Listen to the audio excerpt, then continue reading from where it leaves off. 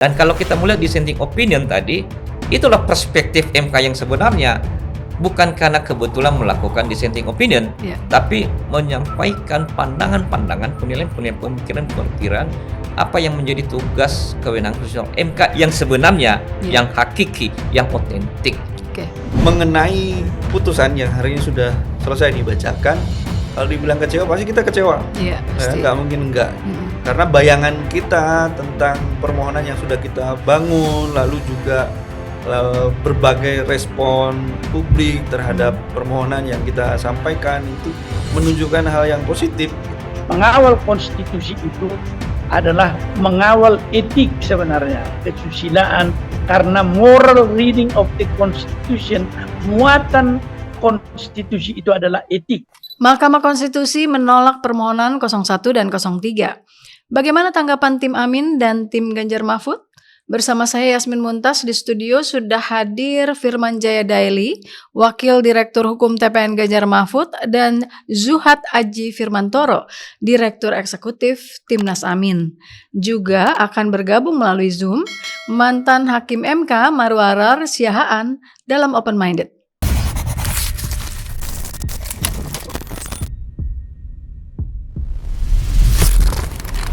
Ya, terima kasih Mas Zuhad Aji, Mas Aji saya manggilnya nih kita. Dan juga Mas Firman Jaya Daily, terima kasih. Ini kita pertemuan yang kedua ya di studio ini. Dan juga bersama kita di studio sudah hadir juga Pak Marwarar Siahaan yang saat ini sedang ada di Medan. Halo Pak Maru. Halo Pak Aji, Pak Firman. Iya Pak Maru. Iya Pak Marwarar Siahaan. Iya, sayang sekali loh Pak Maru tidak bisa di sini padahal kita beberapa minggu yang lalu bertiga ya di sini ya. Iya. Ya, oke. Pak Maru, saya sebelum ke Pak Maru mau tanya dulu dengan dua pemohon di depan saya ini yang kita sudah mendengar hasilnya.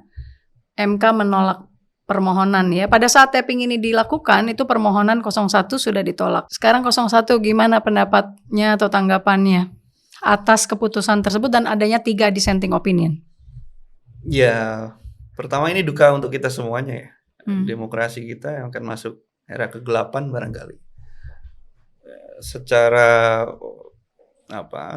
umum mungkin sedikit terobati dengan adanya dissenting opinion, tetapi faktanya hukumnya tidak berubah, bahwa seluruh permohonan yang dimohonkan oleh 01 ditolak oleh Mahkamah Konstitusi gitu.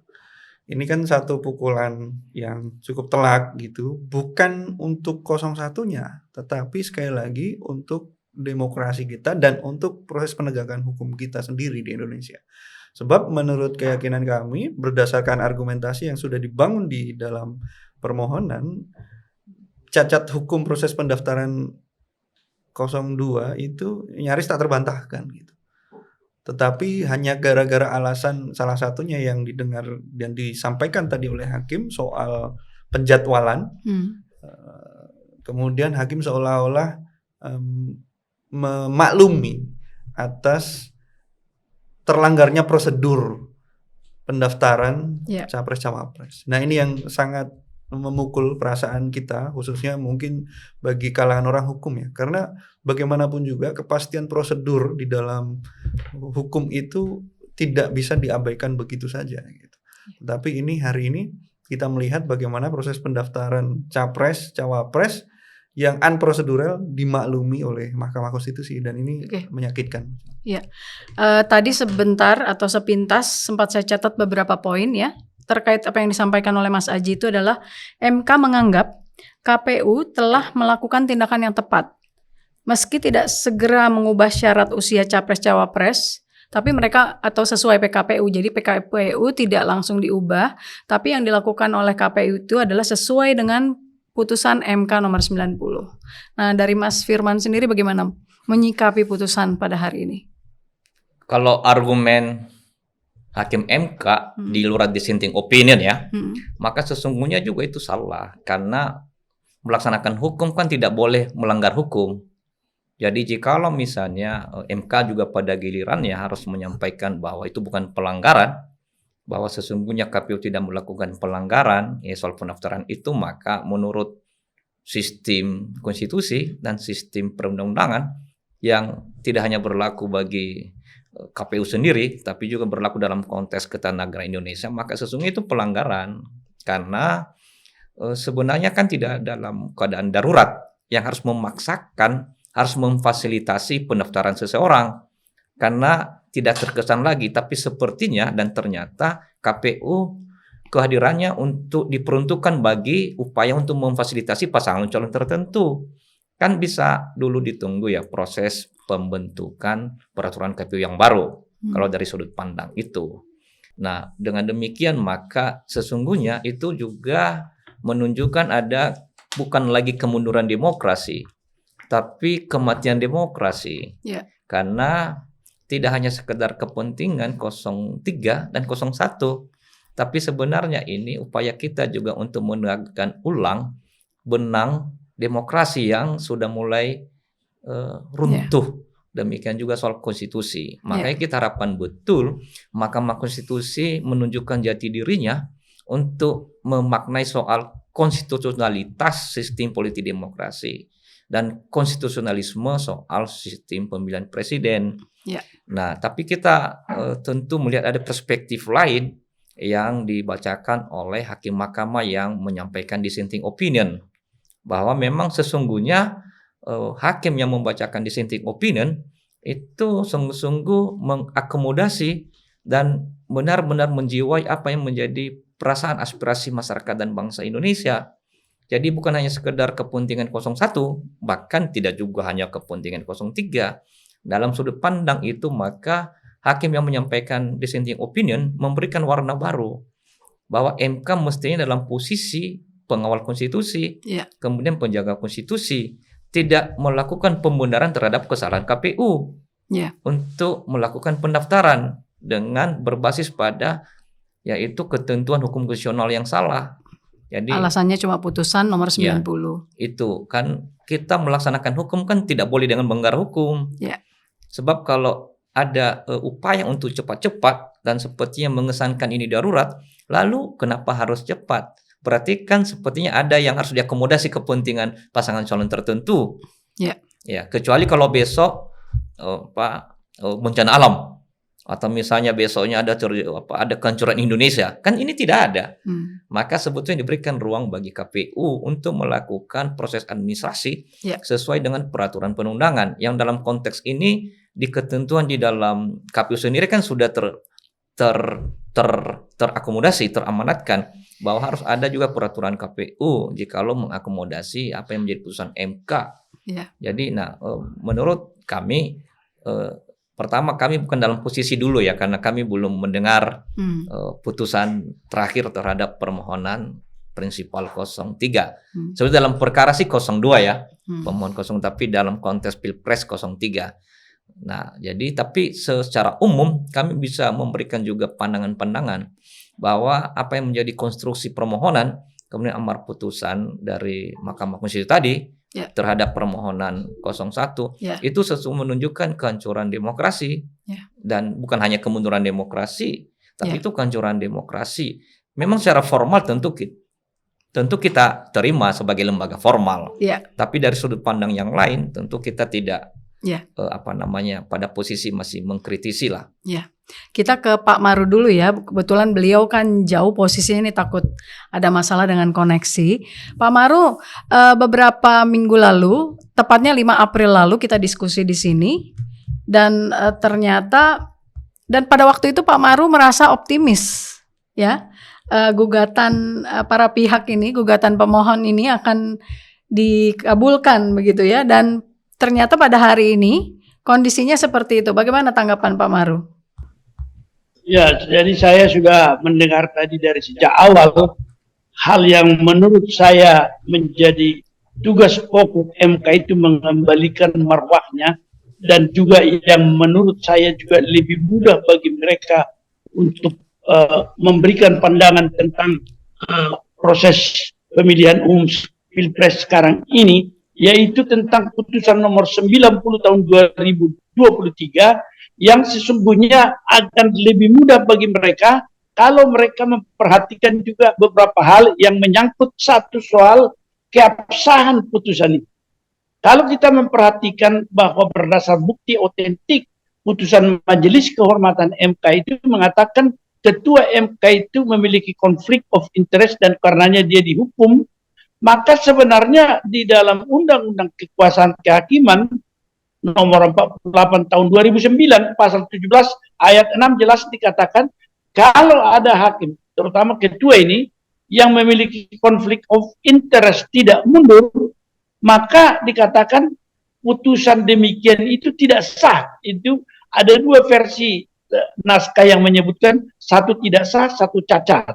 Oleh karena itu, karena dia suatu putusan yang tidak sah, maka sudah jelas sebenarnya tidak ada di seluruh dunia universal itu, tidak ada putusan yang tidak sah dilaksanakan dan dijadikan sebagai landasan daripada suatu tindakan hukum selanjutnya, yaitu dalam soal mendaftarkan Gibran sebagai pasangan calon. Yang kedua, kemudian di tingkat DKPP ketika sudah didaftar oleh KPU, maka dinyatakan oleh DKPP KPU melanggar etik. Nah, ini jadi persoalan, tetapi oleh MK dikatakan bahwa itu tampaknya kemarin tadi malam kita berdebat dengan Pak Margarito itu, dia mengatakan ternyata putusan itu sampai sekarang belum dibatalkan. Nah, kesempatan seperti ini sebenarnya dalam tingkat akhir ketika memeriksa sengketa Pilpres, seharusnya ini menjadi yang paling mudah dan paling mungkin. Tetapi ada satu pernyataan lainnya dari putusan MK yang tadi saya dengar, bahwa suatu putusan MK seperti ini dikatakan dia sudah memiliki kekuatan mengikat. Jadi kalau tadi kita ingat itu, dikatakan bahwa putusan yang tidak sah boleh dikatakan final, tapi tidak pernah mempunyai kekuatan mengikat. Oleh karena itu, alasan satu lagi yang disebutkan oleh MK tadi, kenapa selama pendaftaran Gibran di KPU sebagai pasangan calon wakil presiden tidak ada sanggahan dari pasangan calon 1 dengan 3. Nah, barangkali inilah yang saya katakan ini, bahwa Mahkamah Konstitusi mayoritasnya ini telah membawa sebenarnya hukum publik yang menjadi domain daripada Mahkamah Konstitusi dan seluruh dasar hukum di dalam penyelesaian sengketa pemilu Pilpres dari arah hukum publik ke hukum privat, yaitu digantungkan kepada langkah peserta pemilu itu sendiri, yang sebenarnya itu adalah paradigma di dalam hukum privat. Jadi saya mengatakan ini di masa lalu ketika mulai dibentuknya peradilan tun di dalam beberapa hal dengan peradilan umum dalam soal perbuatan melawan hukum, maka di sini ada waktu itu yang istilah yang dipakai bahwa tidak boleh dikacaukan apa yang menjadi suasana dan paradigma hukum publik menjadi diukur dari paradigma hukum privat. Ini yang dikatakan privat rechtelijking van het publiek recht. Jadi di dalam suasana hukum konstitusi, meskipun 2 orang yang membawa kasus itu, tetapi itu adalah kepentingan seluruh bangsa. Tidak boleh lagi keabsahan dari pendaftaran itu diukur ada tidaknya dari keberatan dari pasangan calon. Dan inilah yang merupakan hal yang saya sesalkan, bagaimana sebuah Mahkamah Konstitusi menggunakan paradigma hukum perdata dalam mengukur keabsahan pendaftaran Gibran tersebut yang berada di ranah hukum publik yang menjadi kepentingan seluruh bangsa. Saya kira ini sementara yang saya perhatikan tadi, dan menurut saya itu seharusnya menjadi pintu masuk bagi MK memperbaiki apa yang dikatakan marwahnya di tengah-tengah bangsa kita, tetapi kesempatan itu diabaikan. Dan menurut saya, meskipun ada 3 orang yang dissenting ini, maka saya melihat bahwa MK secara keseluruhan dengan komposisinya sekarang mengalami apa yang dikatakan tidak mampu menjaga demokrasi kita, sehingga kalau ini menjadi kelanjutan, ya kita harus konsisten melaksanakan, maka kita telah slide back, mundur kepada otoritarianisme yaitu bahwa apa yang dilakukan oleh Presiden kita Jokowi ini tidak ada yang bisa melakukan kontrol, karena dari sisi DPR angket semua sudah runtuh, dan kemudian MK dengan paradigma yang dikatakan tunduk kepada paradigma hukum privat telah gagal mengawal apa yang dikatakan nilai-nilai konstitusi di dalam pemilu yang jujur dan adil untuk mencapai suatu demokrasi, bahwa memang benar kedaulatan atau kekuasaan tertinggi ada pada rakyat. Saya kira ini kesan saya yang pertama kali. Oke, Bapak-bapak sekalian, nah itu kenapa tidak dilakukan? Kan itu alasannya tadi tuh ya, Pak. Ke Bang Firman dulu deh, kenapa sih kok pencalonan Gibran permasalahannya atau dipermasalahkannya baru terakhir gitu? Kenapa nggak sebelum Pilpres aja dipermasalahkan? Iya, memang sebetulnya kita permasalahkan juga, tapi ruang konstitusional yang memang benar-benar memadai untuk dipersoalkan, ya memang di Mahkamah Konstitusi. Sebab ada banyak hal juga kita sampaikan di Bawaslu, kemudian kan tidak terproses, bahkan ada pembiaran, gitu loh, jadi omission dan seterusnya kanan. Nah, untuk kita tahu bersama bahwa juga pihak-pihak yang termasuk di dalam rangka melakukan pelanggaran TSM dalam perspektif sistem konstitusi kita dan sistem perundangan, sistem pemilu, itu tidak hanya aparat negara, tapi juga aparat penyelenggara pemilu, jadi KPU dan Bawaslu. Nah, dalam perspektif itu maka memang mahkamah terakhir final itu memang Mahkamah Konstitusi. Nah, kalau kita kembalikan kepada yang disampaikan oleh tadi Profesor Marwar Siahaan, maka sesungguhnya ini kan harus diletakkan dalam konteks hukum publik. Nah, hukum publik Bukan itu hukum tidak hanya privat, sekedar kepentingan pasangan calon. Karena hukum publik itu publisitasnya adalah memang berkaitan dengan aspirasi kepentingan publik masyarakat dan bangsa Indonesia. Artinya bahwa dampaknya bisa menyentuh pada kepentingan publik. Nah, publisitas ini harus diterapkan dalam konteks sistem persidangan Mahkamah Konstitusi. Maka mestinya konstruksinya jangan dimundurkan oleh hakim mahkamah bahwa ini hanya persoalan kepentingan partikular pasangan calon. Karena pasangan calon ini tidak menyampaikan keberatan dan pelaporan, maka itu tidak bisa diperhatikan. Itu kesalahan besar, karena mengembalikan soal ini soal privat, padahal ini kepentingan publik.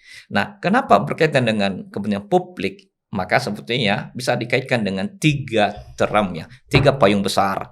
Yang pertama bahwa ketika melihat misalnya soal Mahkamah Konstitusi diberikan kewenangan konstitusional untuk memeriksa memutus hasil PHPU, hasil pemilihan umum Pilpres, maka harus dilihat dari perspektif 3 payung besar. Yang pertama, Mahkamah Konstitusi itu lembaga tunggal, badan tertinggi yang diberikan kewenangan oleh konstitusi untuk memeriksa, mengadili, dan memutus soal sengketa pemilu. Tidak ada. Artinya Bawaslu pun kemudian juga KPU hanya bagian yang menjadi pihak terkait, termohon dan pra-peradilan di dalam sidang MK. Jadi seluruh yang dilakukan atau tidak dilakukan oleh misalnya pra-peradilan termasuk juga pemohon itu ditempatkan sebagai bagian nanti dalam Mahkamah Konstitusi bisa mengambil inisiatif.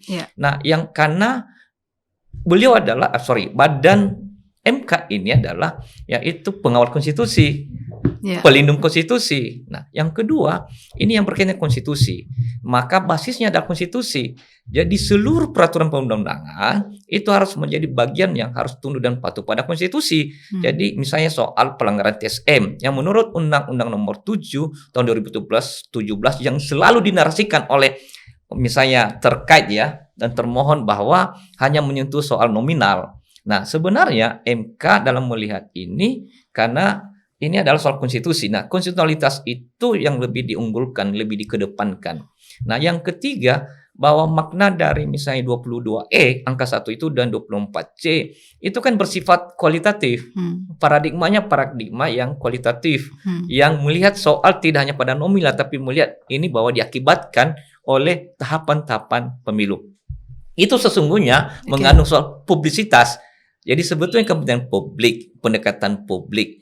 Jadi jangan direndahkan menjadi dan disederhanakan menjadi soal privat. Jadi seolah-olah tesis yang disampaikan oleh Hakim Mahkamah sebetulnya justru merendahkan posisi MK, merendahkan posisi konstitusi. Seolah konstitusi di bawah undang-undang dan MK seolah-olah di bawah Bawaslu, di bawah KPU. Padahal sebetulnya apa yang dilakukan dan tidak dilakukan oleh KPU dan Bawaslu tidak semata-mata harus diikuti oleh MK. MK bisa mengambil inisiatif.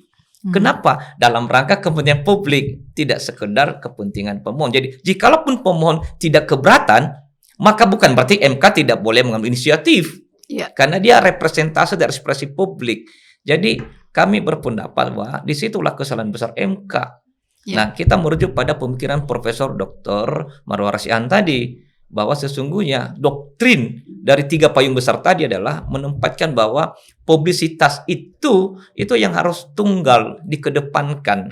Karena ini menyentuh soal kepentingan publik, aspirasi publik. Jangan lihat bahwa ini hanya sekedar kepentingan pasangan calon. Kemudian misalnya tim hukum prinsipal. Tidak. Karena dampaknya itu ke masyarakat, ke bangsa. Dan seterusnya. Itu tanggapan kami, Mbak. Kalau Mas Aji sendiri, terkait yang soal tadi, kenapa dipermasalahannya? Apa sudah melakukan upaya itu yang dipermasalahkan oleh MK juga bahwa ini tidak melanggar? Dan ini ada poin yang saya catat atau dapat catatan juga nih, poin-poin dari yang disampaikan tadi adalah karena untuk mengubah PKPU itu harus minta persetujuan pemerintah dan DPR.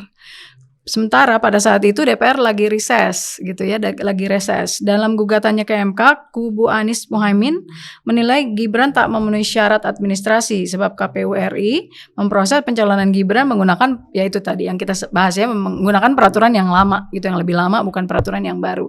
Nah, tadi kita sempat ngobrol sebelum kita taping nih, jadi coba disampaikan kembali bahwa apa sih sebenarnya yang udah diupayakan oleh tim Amin gitu, kenapa baru melakukannya kok sekarang di PHPU mempermasalahkan pencalonan Gibran gitu. Oke. Orang sering salah membaca, dianggapnya ini sebagai sengketa. Padahal ini bukan sengketa, tetapi pelanggaran. Jadi kalau kita baca per Bawaslu, itu kita akan mengenal istilah pelanggaran dan sengketa. Kalau sengketa itu memang pihaknya hanya antara peserta dengan peserta atau peserta dengan penyelenggara. Sedangkan pelanggaran itu sesuatu yang sama sekali berbeda dengan sengketa itu, Mbak. Kalau sengketa tadi maka yang boleh mengajukan itu hanya para peserta atau penyelenggara tadi. Sementara kalau pelanggaran itu warga negara Indonesia yang memiliki hak pilih seluruhnya itu bisa menjadi pelapor, atau sebetulnya pelanggaran itu adalah wewenang dari Bawaslu untuk menindaknya. Nah, pertanyaannya kemudian, kalau kita menyatakan Bawaslu yang memiliki kewajiban untuk menindak pelanggaran, kenapa tidak ditindak oleh Bawaslu terhadap adanya pelanggaran ini? Bawaslu kemarin menjawab, kata mereka, Bawaslu tidak bisa mengawasi jalannya verifikasi dokumen dan mengawasi proses pendaftaran itu. Menurut Anda itu masuk akal nggak jawabannya? Ya bisa jadi masuk akal karena proses pendaftaran dan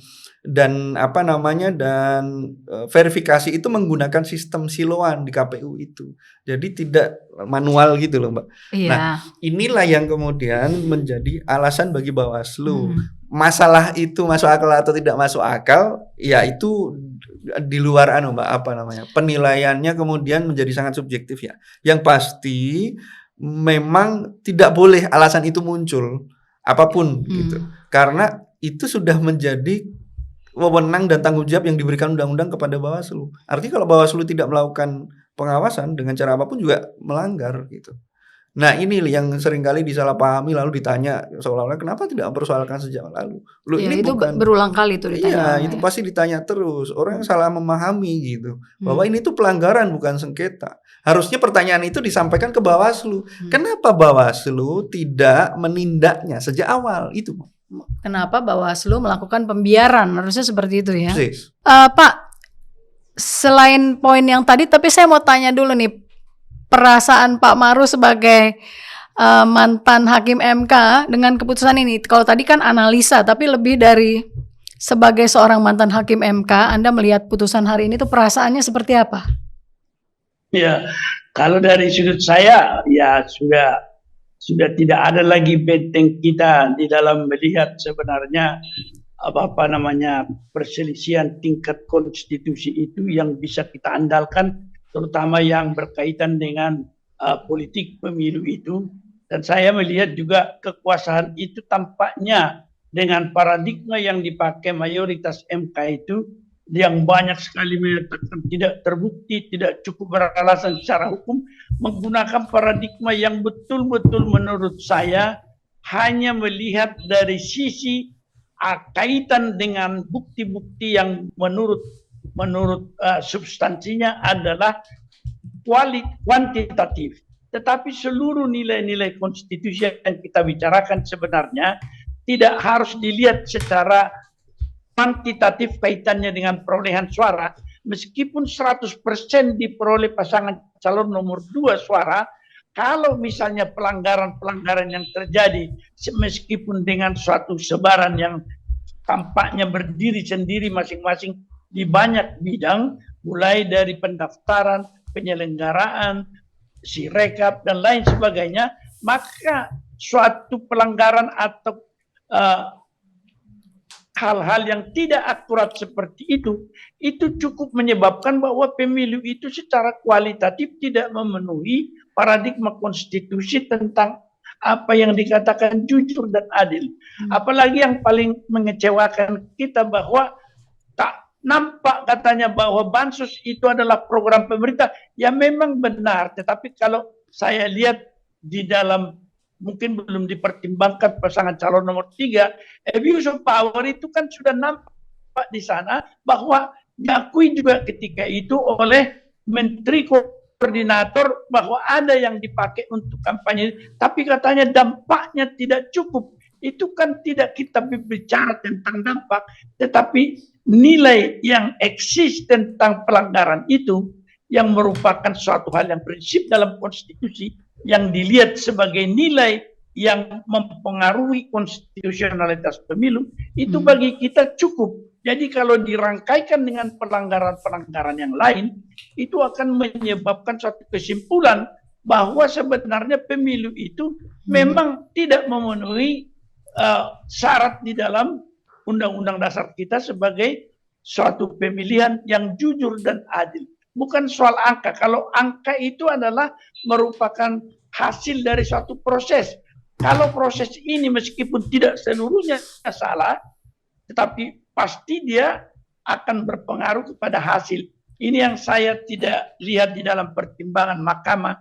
Sehingga meskipun di satu sisi ketika mempersoalkan eksepsi yang diajukan oleh pasangan calon nomor 2 ataupun KPU barangkali, bahwa memang ini adalah masalah perhitungan hasil pemilu, maka sebenarnya kita bisa kembalikan ke pasal 24C itu yang mengatakan hasil pemilu. Hasil pemilu itu adalah suara plus keputusan KPU tentang pasangan calon terpilih yang merupakan hasil dari proses yang berjalan dari awal, mulai dari pendaftaran.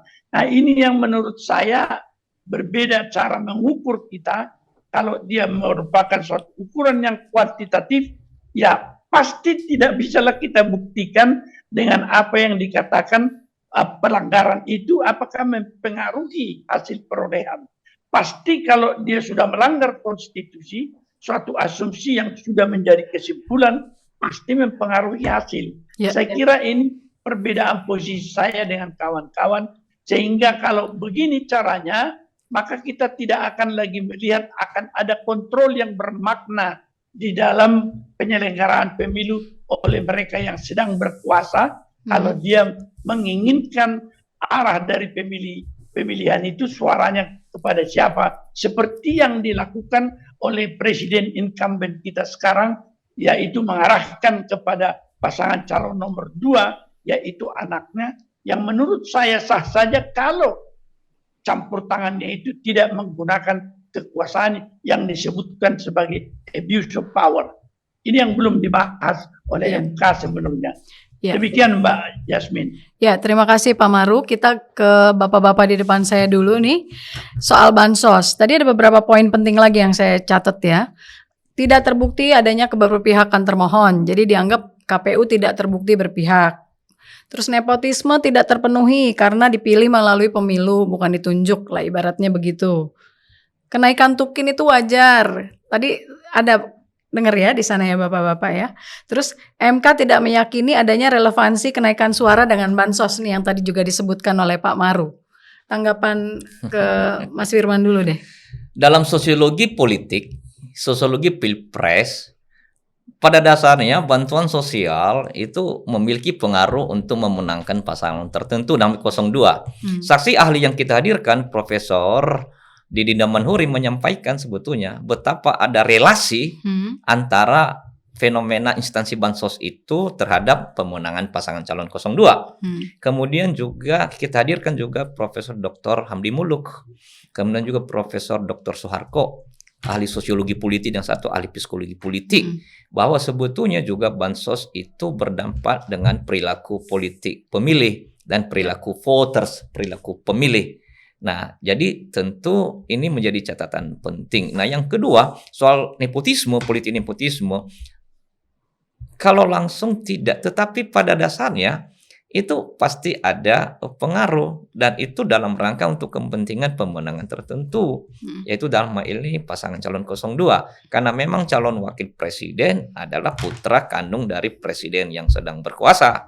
Jadi bahwa bukan tim, kemudian juga bukan pasangan calon presiden, iya, tetapi dalam politik kekuasaan itu kan ada yang namanya itu abuse of power ya, seperti yang kami masukkan di dalam posita kami juga 03 ya, bahwa memang akibat dari politik nepotisme maka berakibat pada adanya abuse of power, kemudian apa yang disebut dengan intimidasi dan kekuasaan itu, dan tetap juga ada pengaruhnya, dan demikian juga hal-hal yang lain, termasuk sampai seperti yang tadi kita dialogkan, yaitu soal prosedur dari pendaftaran pasangan calon 02, tetapi itu pelanggaran, dan kami masukkan juga itu di posita kita.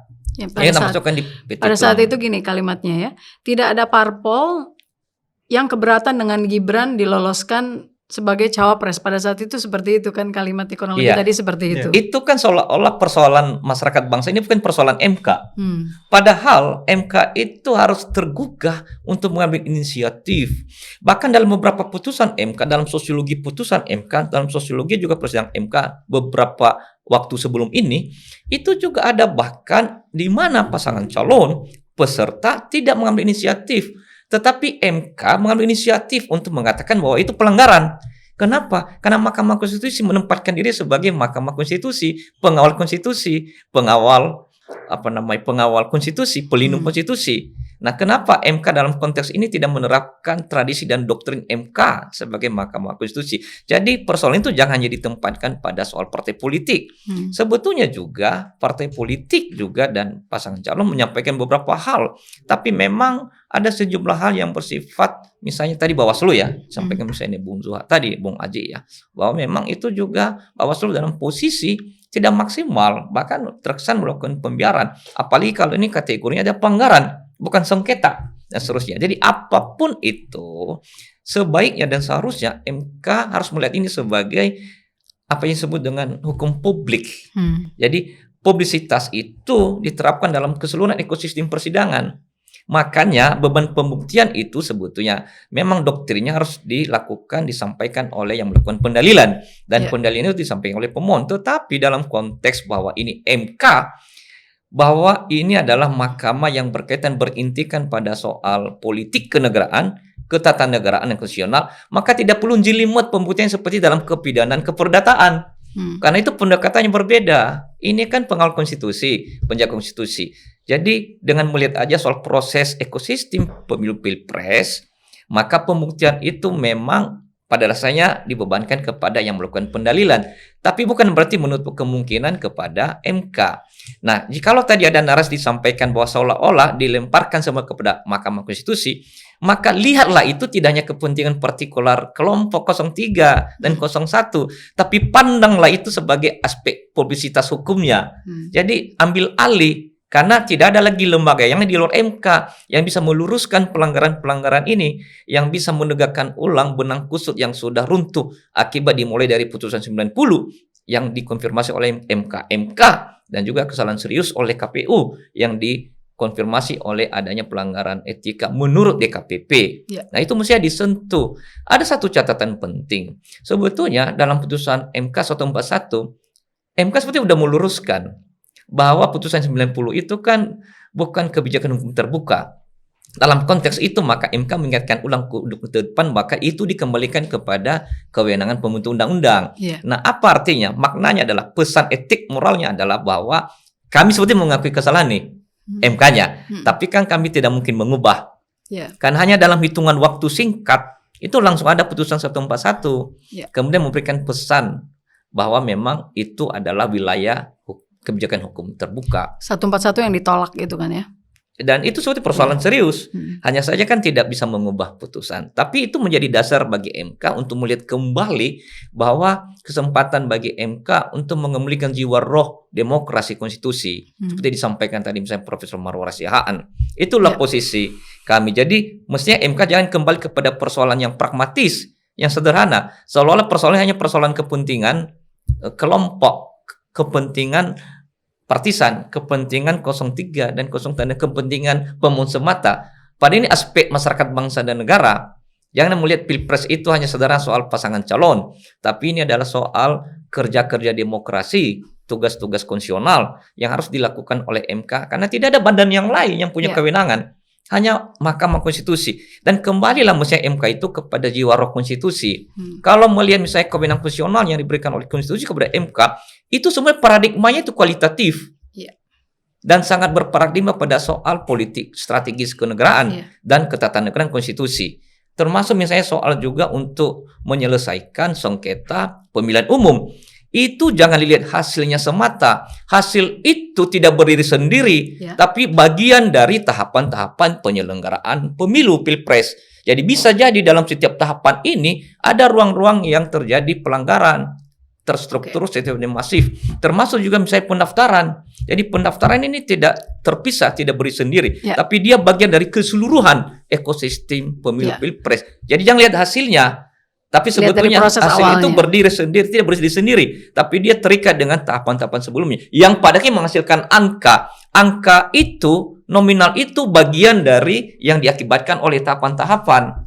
Begitu Mbak Yasmin. Iya, Mas Aji, gimana menurut Anda dari poin-poin yang tadi saya sampaikan tuh? KPU itu tidak ada bukti keberpihakan termohon. Terus nepotisme tidak terpenuhi ya, karena MK juga menilai dukungan dan persetujuan Jokowi agar Gibran maju sebagai calon wakil presiden itu bukan bentuk nepotisme gitu. Nah, soal bansos juga Anda gimana selaku tim dari 01? Iya, baik. Saya lebih setuju dengan pandangannya Pak Saiful Muzani itu ya. Barangkali bisa jadi memang secara survei bansos tidak langsung berdampak positif terhadap pasangan calon 02. Tetapi dia kan memutar. Bansos itu membuat approval ratingnya Presiden Jokowi naik. Dan karena itu, karena preferensi politiknya Presiden Jokowi berpihak kepada 02, maka kemudian dia secara automatically berdampak juga kepada pasangan calon 02. Itu satu. Nah, bansos itu juga lah mesti dibaca tidak hanya di level kebijakannya saja, tetapi bagaimana implementasi bansos disampaikan kepada masyarakat. Muncul istilah personifikasi bansos, makanya di dalam dalil yang kita sampaikan itu. Bansos ini dipersonifikasikan seolah-olah menjadi bantuannya Pak Jokowi pribadi, padahal itu kan APBN ya. Sehingga sebetulnya bukan disalurkan atau diatasnamakan secara pribadi kepada Pak Jokowi saja gitu. Tetapi itu memang hak masyarakat yang harus disampaikan tanpa ada kepentingan apapun. Nah, ini sudah kita buktikan di dalam proses persidangan. Kita sampaikan melalui ahli kami, Fit Andreson. Tadi sudah dilengkapi oleh Pak Hamdi Muluk dan sebagainya dari sisi psikologi politik, sosiologi gitu. Dari sisi ekonominya kita hadirkan Pak Fit Andreson. Pak Fit dalam perspektif ilmu ekonometrikanya berhasil membuktikan bahwa kunjungan Jokowi ke beberapa wilayah lalu membagi-bagikan beras kepada masyarakat itu setelah dicek datanya lalu dihitung pakai ekonometrika yang dikuasai oleh Pak Fit menghasilkan angka sekitar 26 juta insentif suara bagi pasangan calon 02. Selain itu, kita juga menghadirkan saksi fakta orang yang diperintahkan oleh kepala desanya untuk membagikan bansos, mendata calon warga yang menerima bansos, tapi khusus warga yang mendukung pasangan calon 02. Menurut hemat kami, dalil ini sudah komplit gitu. Bahwa kemudian dinyatakan kan itu hanya di Riau kejadiannya, bagaimana di tempat lain. Loh, kita yang begini kan mendalilkannya nggak bisa. Kembali lagi tadi soal bukan nggak bisa ya, tapi peradilan kita yang di Mahkamah Konstitusi ini kan peradilan tata negara. Dia bukan peradilan, bahasanya Pak Marwarar tadi, bukan peradilan privat, dia peradilan publik. Nah, tata cara pembuktiannya pun khas, khusus sendiri. Dia tidak membuktikan satu kejadian, tetapi dia harus bisa membuktikan ada pola kan. Kejadian yang terjadi tidak hanya di tempat ini loh, tetapi ada di tempat-tempat lain. Nah, usaha kita memenuhi pembuktian yang hanya diberi waktu 14 hari kerja ini adalah dengan cara mencoba menunjukkan polanya gitu. Nah, apa yang terjadi di Riau itu juga terjadi di tempat-tempat lain, terjadi di wilayah-wilayah lain dengan pola yang hampir mirip sama gitu. Dengan apa yang salah satunya kemudian dilengkapi teman-teman pemohon dari Pak Ganjar Mahfud. Kemarin di persidangan jelas sekali dia bawa ini loh, ada beras bergambar ini misalkan begitu. Nah, ini pola Mbak. Pola inilah yang kita coba buktikan di depan majelis hakim gitu.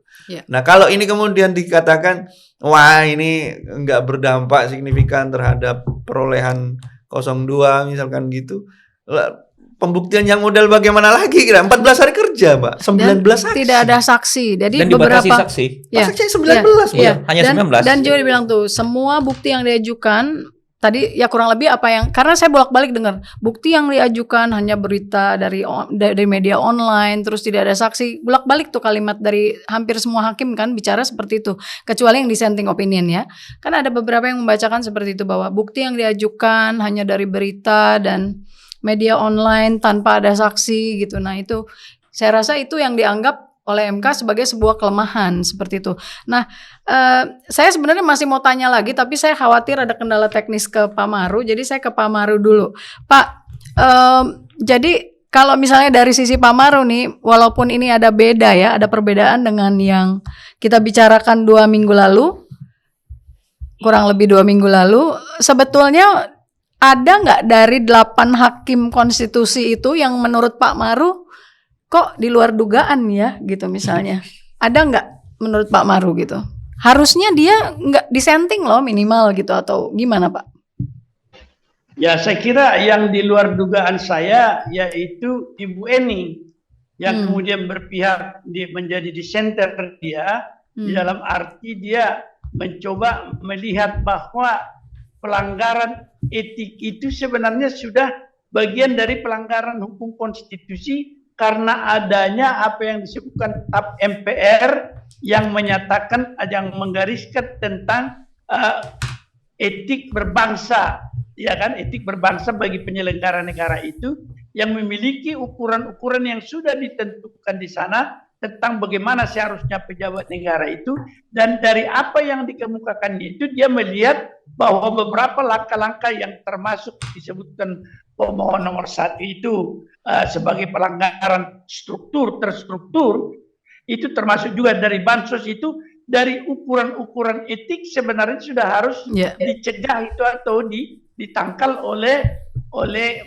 Bawaslu. Nah, ini juga menjadi perhatian kita. Seharusnya ya pelanggaran etik, kalau kita mengacu kepada jurisprudensi Mahkamah Agung yang sudah tetap, yang mengambil alih jurisprudensi dari negeri Belanda, bahwa salah satu kriteria perbuatan melawan hukum itu adalah kalau dia melakukan perbuatan yang melanggar kesusilaan atau etik. Itu sudah disebutkan itu sebenarnya. Jadi bukan hanya melanggar undang-undang. Jadi kebanyakan tadi MK hanya membawa kepada pelanggaran norma hukum tertulis. Padahal sudah menjadi jurisprudensi tetap, melawan hukum itu bukan hanya melawan undang-undang, tetapi juga melawan etik yang itu kita ambil over sejak putusan Mahkamah Agung Belanda yang disebutkan dalam kasus Lindenbaum-Cohen, dan masa-masa Mahkamah Agung pada waktu ketua Pak Subekti dan ketua muda Perdata serta Tun itu adalah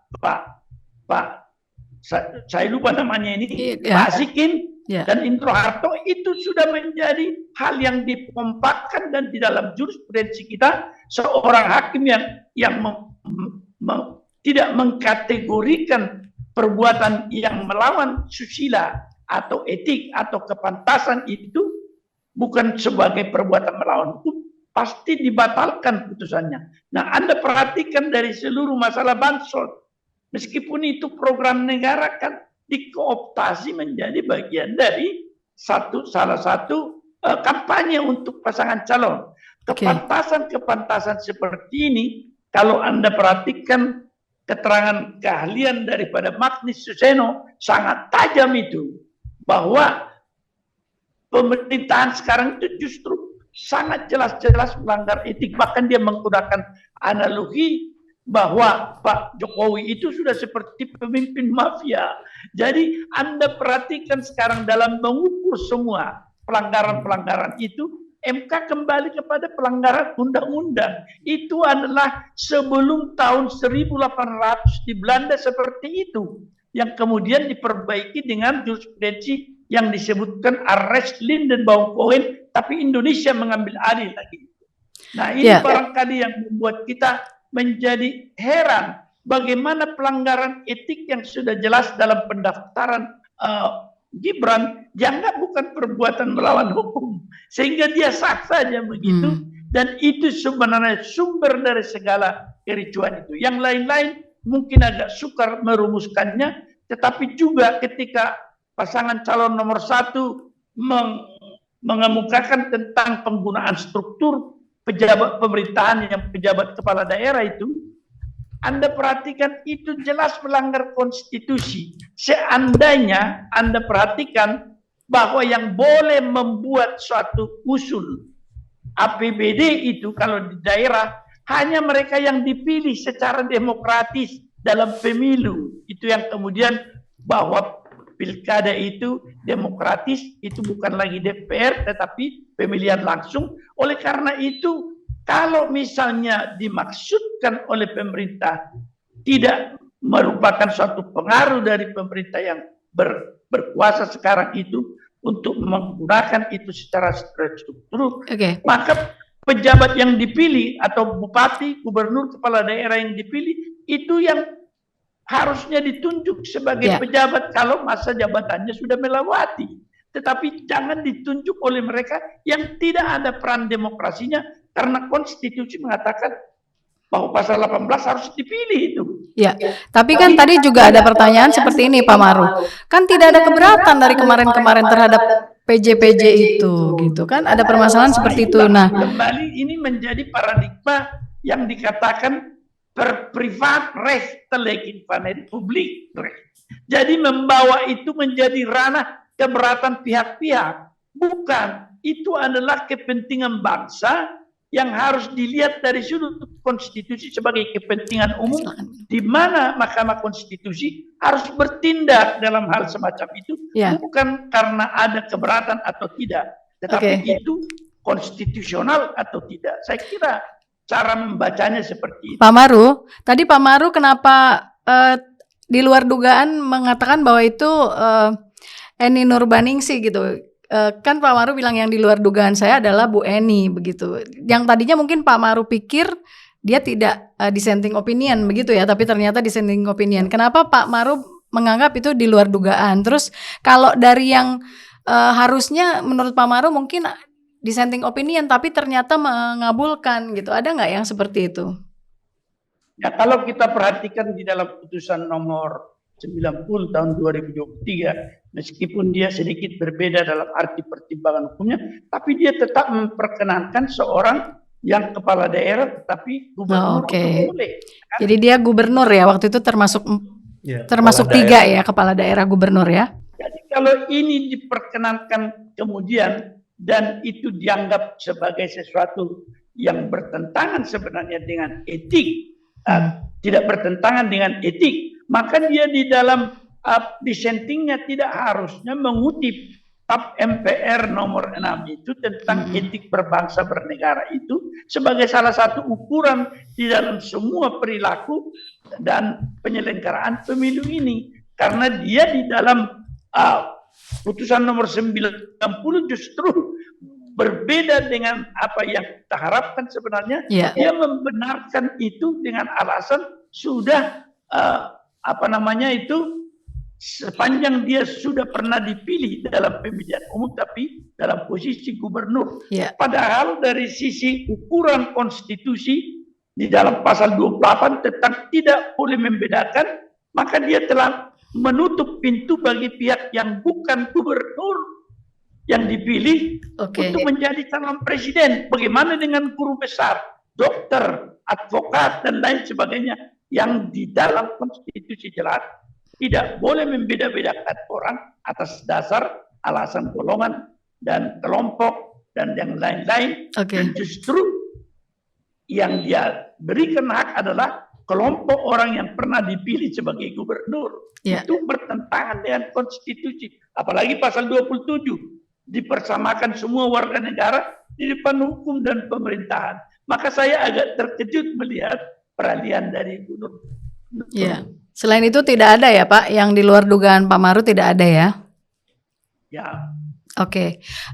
Mas dari 01 nih, kenapa kok nggak ada keberatan PJ juga? Kenapa baru diributin sekarang pas PHPU gitu? Iya, sebenarnya jawaban saya hampir sama dengan Pak Marut tadi ya. Jadi seolah-olah lalu dibuat kalau kita tidak melakukan keberatan lalu batal atau gugur. Harusnya ada lembaga, ada pengawal, ada actionnya yang tadi itu. Kan memang kalau skema awal penunjukan PJ itu barangkali gitu ya, kita masih bisa melihatnya sebagai satu ikhtiar usaha. Kan PJ itu kan tidak bisa dilepaskan dari putusan MK tentang upaya menjadikan pemilu serentak gitu. Nah, dampak dari pemilu serentak itu salah satunya ya membuat akhirnya dibuatlah PJ ini. Meskipun ada praktek lain ya soal perpanjangan atau PLT dan sebagainya. Nah, cuman memang ya bagaimana orang PJ itu mengaktifasi diri dalam proses pemenangan di dalam pemilu ini yang awalnya dulu kan kita masih melihat sebagai ASN yang mestinya mereka itu kan profesional, netral gitu-gitu ya. Tetapi belakangan lalu kita terkejut juga gitu. Akhirnya kok ada juga nih PJ yang kita duga bermain di dalam proses kontestasi ini yang harusnya mereka di wilayah yang netral gitu. Nah, tetapi yang ingin saya sampaikan Pak unsur terkait PJ ini kan sekali lagi itu nggak membatalkan hak kita untuk mempersoalkan bahwa PJ ini ternyata diduga kuat lah memang digunakan untuk memenangkan pasangan calon PJ kepala daerah ya maksudnya seperti itu. Kalau dari 03 gimana? Khususnya soal? Ya itu tadi kenapa kan tidak ada yang keberatan juga soal PJ kepala daerah gitu. Jadi ya tidak terbukti juga bahwa itu semua sebagai pada dasarnya untuk keberatan ada, tapi memang tidak harus disederhanakan dengan sorot dalam bentuk laporan kepada pihak terkait. Itu jadi seolah-olah sekarang semuanya harus ada laporan dong. Kenapa nggak lapor dari kemarin-kemarin? Tapi bahwa itu gitu. Persoalan ya karena misalnya ya pejabat kepala daerah ini betapapun menurut ketentuan yang menjadi hukum positif itu diangkat diberhentikan oleh presiden. Tetapi jikalau itu misalnya kepala daerah berdasarkan hasil pemilu, maka biasanya kepala daerah berdasarkan hasil pemilu pilkada itu independen dan mandiri, tidak bisa diintervensi pengaruh politik dari sang presiden. Walaupun dari segi struktur pemerintahan sebagai bagian dari NKRI dan sistem presidensil itu adalah bagian subordinat dari presiden.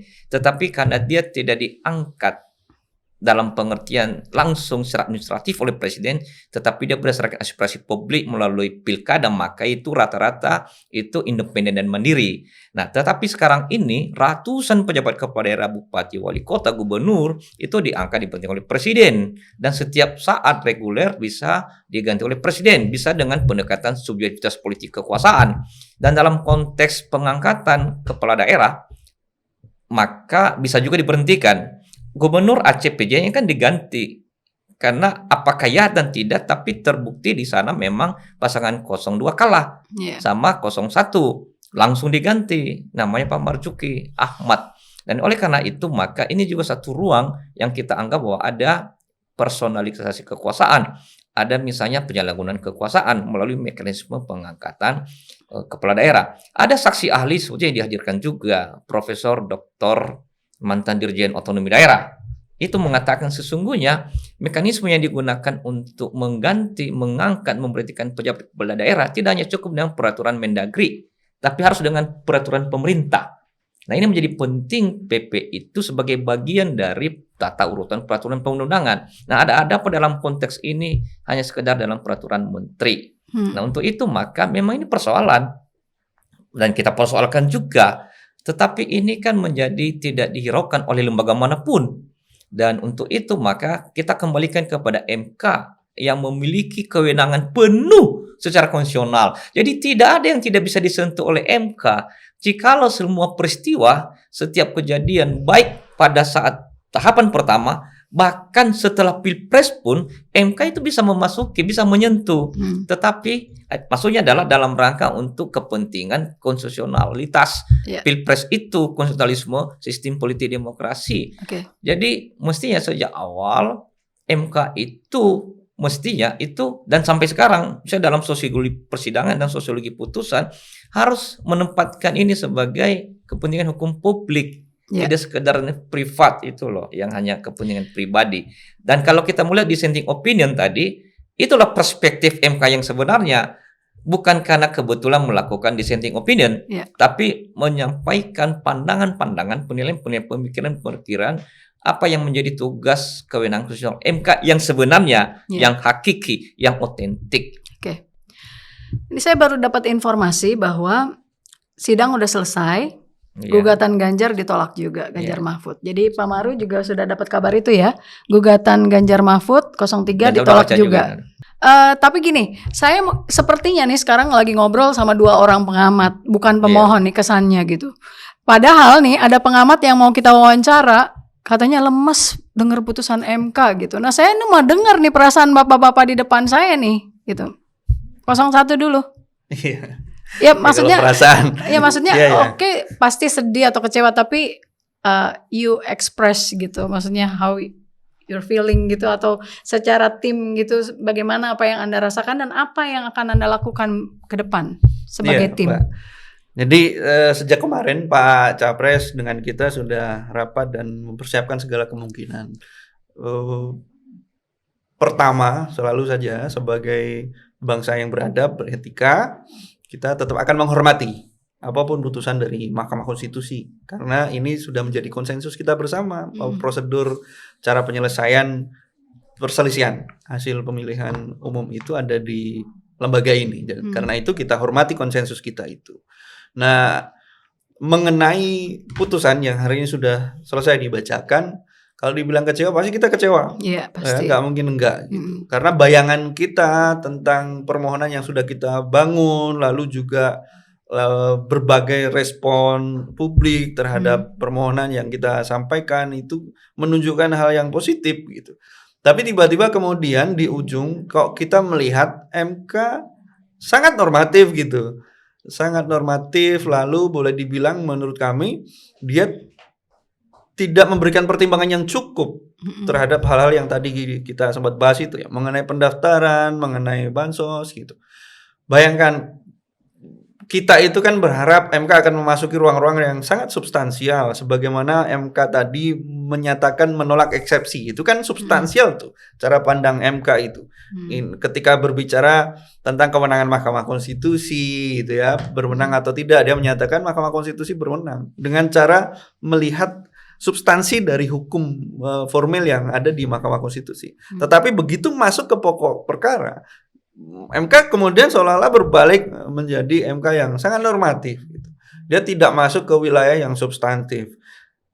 Bayangkan bagaimana proses pendaftaran yang unprosedural itu tiba-tiba kalah hanya dengan alasan karena penjadwalannya yang tidak mungkin dilakukan. Itu kan, mohon maaf, menurut kami itu sangat bertentangan dan kemudian memunculkan, memaklumi hal-hal yang sifatnya unprocedural, dan itu menurut kami sangat melukai tidak hanya perasaannya. Tapi kalau kita pakai perspektif due process of law yang kita anut hari ini, sangat mengkhawatirkan gitu, Mbak. Ke depan gitu, yang kita khawatirkan ke depan pelanggaran hukum itu akan menjadi sesuatu yang biasa atas nama keterdesakan waktu misalkan, dan ini menjadi praktek yang harus kita antisipasi ke depan. Jadi ini nggak boleh kita lanjutkan nih, model berhukum dan berpolitik kita yang seperti ini menurut kita nggak boleh dilanjutkan. Ini harus dilakukan upaya-upaya luar biasa, entah apapun nanti bentuknya gitu ya. Tapi yang jelas apapun ya kita akan tetap menghormati, dan dissenting opinion itu menurut kami menjadi bagian yang juga harus diperhatikan betul, bahwa apa yang kita dalilkan itu tidak semuanya lalu dikatakan salah. Ada loh hakim yang sudah yakin, ada hakim yang masih percaya apa yang kita dalilkan ini adalah sebuah kebenaran, dan karena itu maka posisi putusan ini legitimasinya juga tidak bisa dikatakan 100% utuh, validasinya juga tidak utuh. Karena itu sekali lagi ini menjadi alarm bagi kita ke depan. Kita harus melakukan perbaikan yang serius, tidak hanya berhenti di sini, dan tidak hanya untuk MK ya, tapi untuk kita sebagai bangsa dan negara yang komit terhadap hukum. Pak Maru, nanti saya akan meminta pertanyaan terakhir ke Pak Maru, tapi saya mau ke Bang Firman dulu yang baru saja mendapat kabar bahwa gugatannya atau permohonannya juga ditolak, dan what next? Jikalau merujuk pada permohonan 03 baik dalam posita maupun petitum dengan segala argumen rasional ya, rasionalitas hukum, maka tentu kami berkeberatan dengan putusan yang disampaikan oleh mahkamah karena menolak ya apa yang menjadi permohonan dan petitum 03, dan kami tentu menyampaikan pandangan-pandangan kritis, korektif, konstitusional terhadap keseluruhan konstruksi pertimbangan hakim mahkamah dan putusan yang disampaikan oleh hakim mahkamah. Nah, salah satu yang utamanya adalah putusan ini semacam anti klimaks, antitesis terhadap langkah-langkah sikap-sikap yang sudah diperlihatkan oleh MK beberapa bulan terakhir. Yang pertama adalah MK misalnya menerima judicial review bahwa pilkada serentak itu bukan September tapi November. Itu satu pesan politik kuat kepada kekuasaan bahwa tidak mau diintervensi oleh kekuasaan. Betul. Karena tidak mengikuti usulan pemerintah supaya pilkada dilaksanakan September, tapi MK menyampaikan itu November. Yang kedua misalnya soal menerima judicial review mengenai pencemaran nama baik. Yang ketiga, dalam sosiologi persidangan sendiri MK itu menghadirkan pejabat tinggi negara, yaitu menteri dan DKPP. Itu tradisi baru.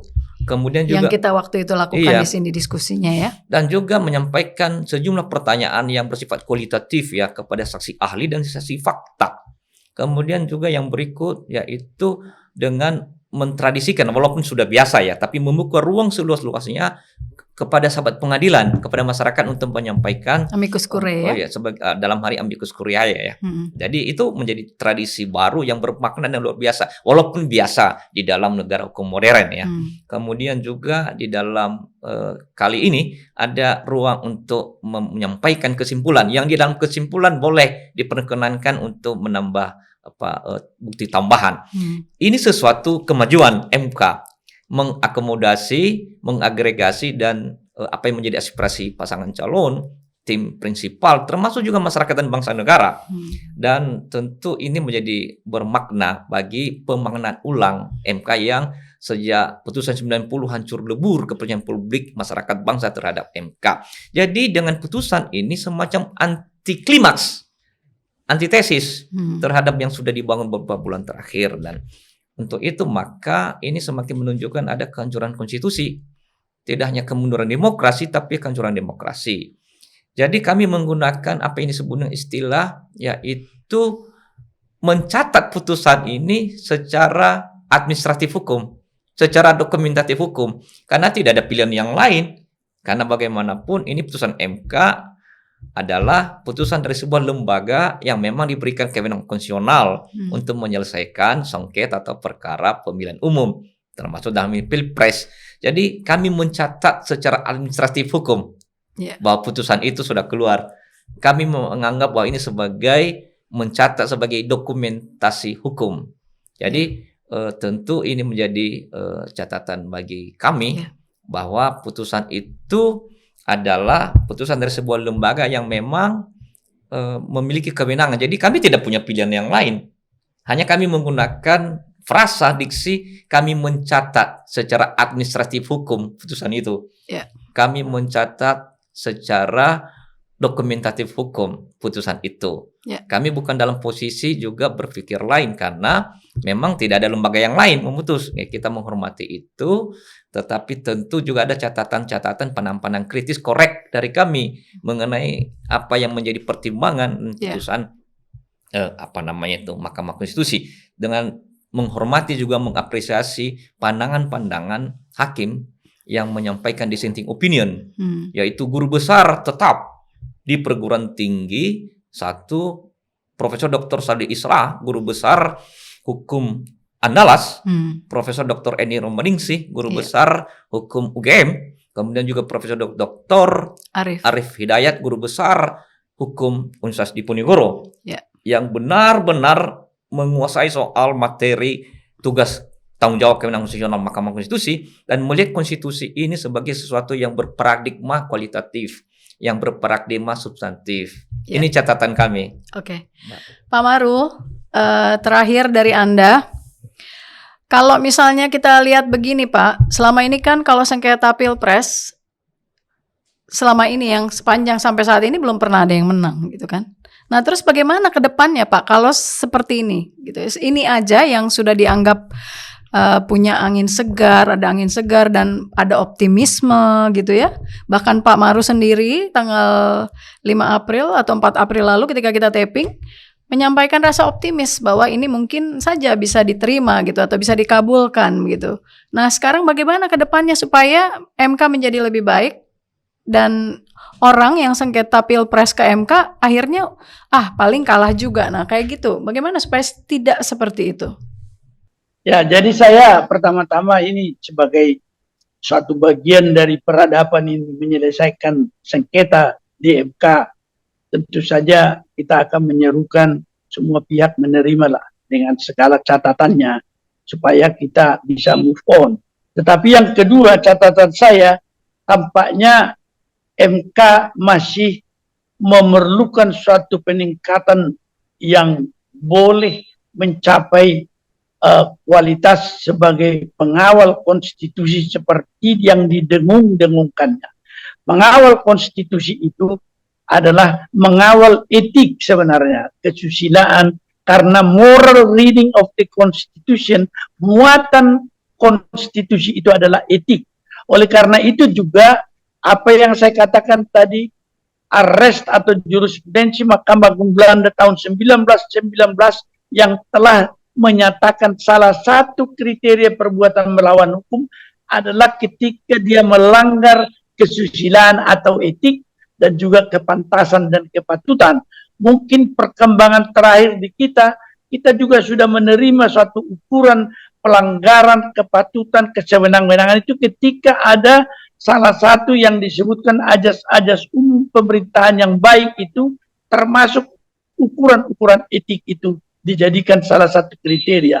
Yang kedua, kita telah melihat sebenarnya diingatkan oleh Ibu Nurbaningsih tentang TAP MPR tentang etik berbangsa dan bernegara itu. Saya kira itu seharusnya menjadi rujukan juga kalau MK itu mendeklarasikan diri sebagai pengawal konstitusi, yang konstitusinya itu kita lihat itu adalah bersumber pada Pancasila itu sendiri. Sehingga ini menjadi suatu hal yang penting ke depan bahwa seleksi hakim konstitusi juga memerlukan suatu perbaikan saya kira.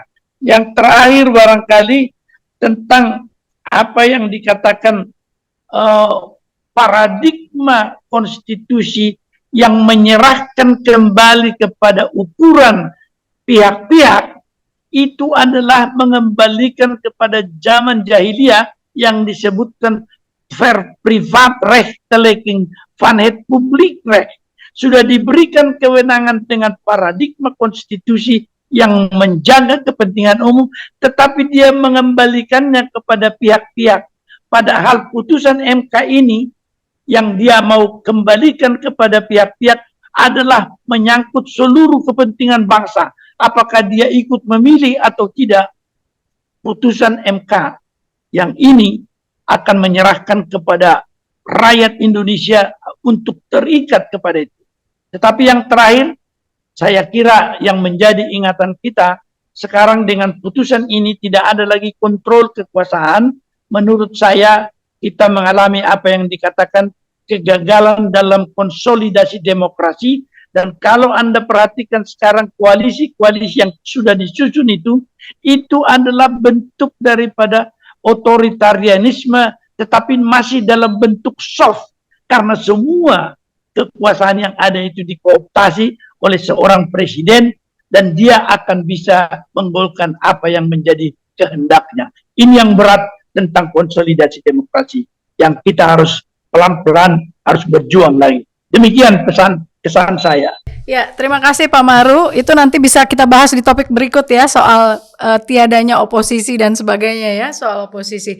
Oke, terima kasih Pak Maru Arar Siahaan, dan juga terima kasih Mas Aji dan Mas Firman.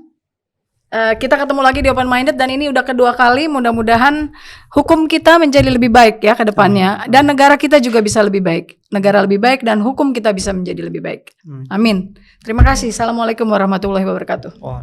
Selamat sore. Sore. Kita tappingnya sore, jadi Pak selamat sore. Yasmin, Mas Aji. Terima kasih. Terima kasih. Terima kasih. Ya.